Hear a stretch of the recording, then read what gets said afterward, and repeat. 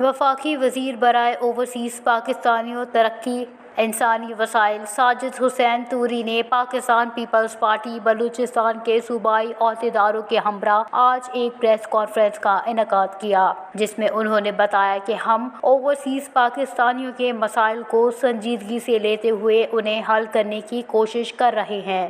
اسی سلسلے میں ہم نے ایک سمری فارورڈ کر دی ہے، جس کے تحت اوورسیز پاکستانیوں کی زمینوں کے مسئلے 60 دنوں کے اندر اندر حل کیے جائیں گے اور زمینیں ان کے حقیقی مالکوں کو دلوائی جائیں گی۔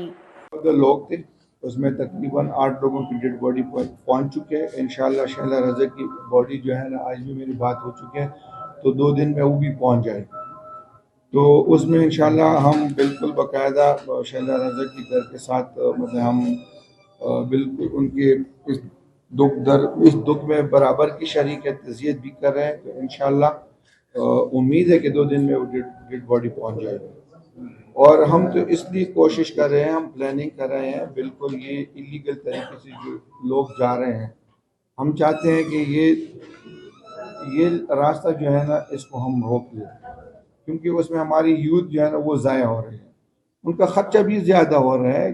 جو ایک سروے کے مطابق ان لوگوں سے ایجنٹ جو ہے نا 20-25 لاکھ روپے لیتے ہیں، اور یہاں پہ جو ہم نے یورپ کنٹریز کے ساتھ جو ہمارے ایگریمنٹ ہو چکا ہے، وہ تقریباً ان کی کچھ فیسز ہے جو 10 لاکھ سے بھی کم ہے۔ وہ فیسز ادا کر کے پھر اس کے بعد باقاعدہ مطلب صرف ٹکٹ ان کو لینا پڑتا ہے، باقاعدہ ورک پرمٹ ان کو مل جاتا ہے۔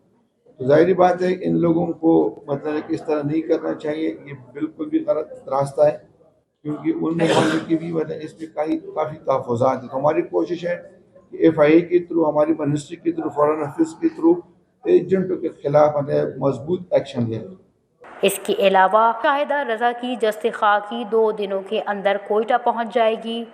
ہم اس مسئلے پر بھی سنجیدگی سے کام کر رہے ہیں کہ پاکستانی غیر قانونی یا غلط طریقے سے دوسرے ملکوں کا سفر نہ کر سکیں، اور ہم غیر ملک جانے والے اور کام کرنے والوں کے پروسیس کو آسان سے آسان تر بنائیں۔